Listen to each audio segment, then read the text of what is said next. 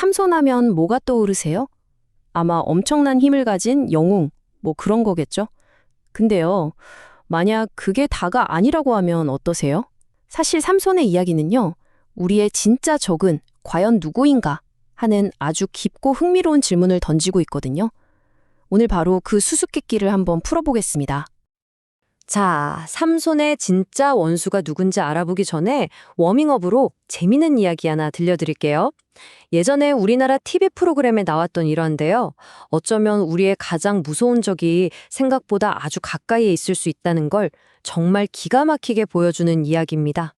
한번 머릿속으로 그림을 그려보세요.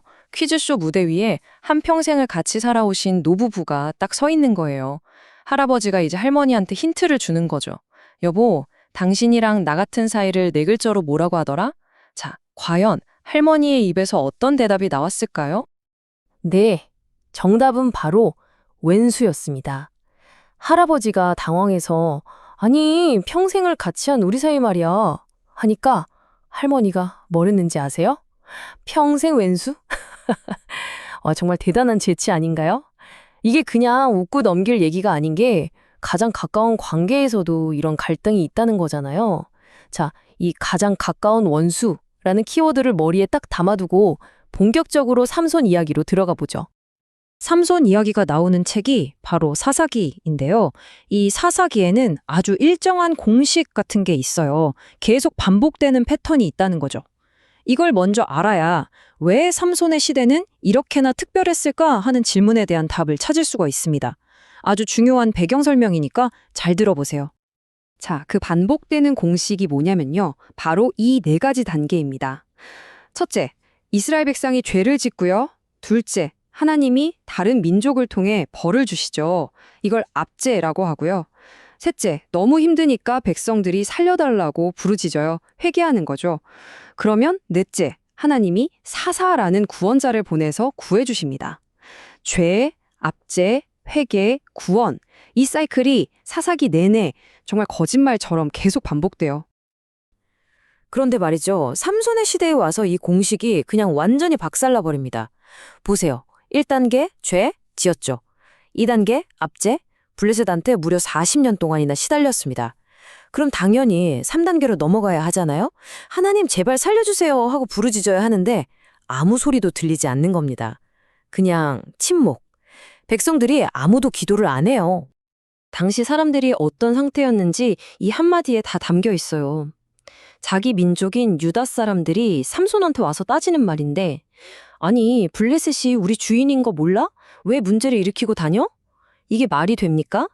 자기들을 괴롭히는 블레셋이 아니라 그 블레셋과 싸우려는 삼손을 탓하고 있는 거예요. 압제에 너무 길들여져서 차라리 이대로가 편하다고 생각하게 된 거죠. 변화가 더 귀찮았던 겁니다. 자, 바로 이 지점이 오늘 이야기의 핵심입니다. 한번 생각해 보세요.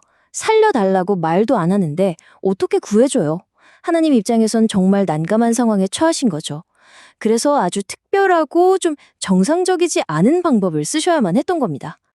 이걸 뭐라고 표현하냐면 틈을 탄다고 해요.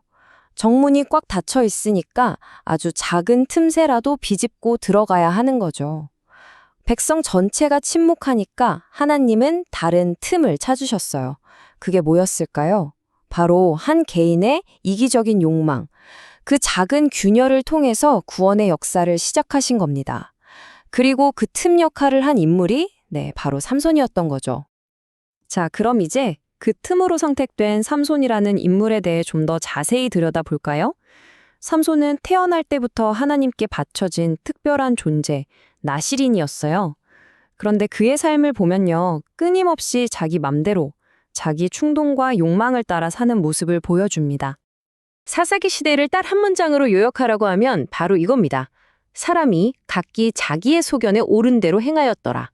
왕이 없으니 기준이 없는 거죠. 그냥 내가 보기에 좋으면 그게 옳은 거예요. 그리고 삼손은 정말이지 이 시대의 아이콘 그 자체였습니다. 하나님의 기준이 아니라 철저하게 내 눈에 좋아 보이는 대로 움직였던 사람이죠. 그가 한 행동들을 한번 쭉 볼까요? 나실이는 절대 하면 안 되는 일들을 정말 아무렇지도 않게 저질러요. 부모님이 반대하는 이방 여인이랑 결혼하겠다고 떼를 쓰질 않나? 나시리는 가면 안 되는 포도원을 어슬렁거리고 죽은 사자 시체를 만지기까지 해요. 심지어 그 시체에서 나온 꿀을 꺼내 먹고 부모님께도 드립니다. 하나하나가 전부 다 나는 내 소명보다 내 욕구가 더 중요해 라고 외치는 것 같지 않나요? 자, 그런데 여기서 진짜 놀라운 반전이 일어납니다. 하나님께서 바로 그 삼손의 이기적인 욕망을 틈으로 사용하신 거예요. 생각해 보세요. 삼손이 그냥 얌전히 있었다면 아무 일도 없었겠죠. 하지만 그가 블레셋 여자를 아내로 맡겠다고 고집을 부렸기 때문에 조용히 엎드려만 있던 이스라엘과 블레셋 사이에 드디어 갈등의 불씨가 담겨진 겁니다. 이제 이야기는 절정으로 치닫습니다. 삼손의 인생에서 가장 처참한 순간, 하지만 동시에 그가 가장 위대한 진실을 깨닫게 되는 바로 그 순간으로 가보시죠. 그의 마지막 모습은 정말 끔찍했습니다. 자랑하던 엄청난 힘은 온데간데 없이 사라졌고 세상을 욕망으로 줬던 두 눈은 잔인하게 뽑혔죠.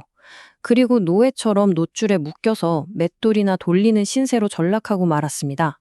그야말로 인생의 가장 밑바닥까지 떨어진 거죠. 그런데 참 아이러니하죠? 세상 모든 것을 볼 수 있었던 두 눈을 잃어버린 바로 그 순간, 삼손은 비로소 진짜 중요한 것을 보기 시작합니다. 육체의 눈이 아니라 영혼의 눈으로 말이죠. 그의 마지막 기도를 들어보면 이게 정말 의미심장해요. 물론 하나님께 힘을 달라고 기도합니다. 그런데 그 이유가 그냥 저놈들한테 복수하게 해주세요가 아니에요. 그의 마지막 소원은 블레셋 사람과 함께 죽게 해달라는 것이었습니다. 바로 이 단어, 함께. 이게 오늘 이야기의 모든 비밀을 푸는 열쇠입니다. 왜 그냥 블레셋 사람들만 죽여달라고 하지 않았을까요? 왜 굳이 자기도 함께 죽어야만 했을까요?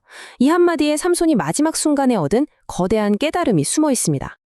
자, 그럼 이제 우리가 맨 처음에 던졌던 질문으로 돌아가 보죠. 삼손의 진짜 원수, 그 정체는 과연 무엇이었을까요? 핵심은 이겁니다. 삼손은 두 눈이 뽑히고 나서야 정말로 보게 된 거예요. 자기 인생을 이토록 망가뜨린 진짜 적이 저기 밖에 있는 블레셋 사람들이 아니었다는 걸요. 진짜 원수는 바로 자기 안에 있었습니다. 통제할 수 없었던 자신의 욕망, 끝없는 교만, 바로 자기 자신이었던 거죠. 그래서 그는 마지막에 블레셋 사람들과 함께 죽기를 원했던 겁니다. 외부의 적을 무너뜨리면서 동시에 자기 안에 있던 진짜 원수, 바로 자기 자신을 함께 끝장내고 싶었던 거죠. 사실 이런 처절한 내면의 싸움은 비단 삼손만의 이야기는 아닙니다. 위대한 사도 바울조차도 자기 안의 죄와 싸우면서 정말 비참하다. 이 죽음의 몸에서 누가 나를 건져낼 수 있을까? 하고 탄식했으니까요. 이건 결국 우리 모두가 겪고 있는, 인간이라면 누구나 겪는 보편적인 고뇌인 셈이죠. 그래서 이 삼손의 이야기는 결국 우리 자신을 돌아보게 만드는 거울과 같아요. 우리는 살면서 자꾸 외부에서 적을 찾잖아요. 저 사람 때문에 힘들어, 이 환경 때문에 안 돼 하면서요. 하지만 어쩌면 우리가 싸워야 할 가장 큰 적은 우리 눈에 보이지 않는 우리 내면에 있는지도 모릅니다. 오늘 이 이야기가 여러분 각자에게 던지는 마지막 질문입니다. 당신의 진짜 원수는 누구입니까?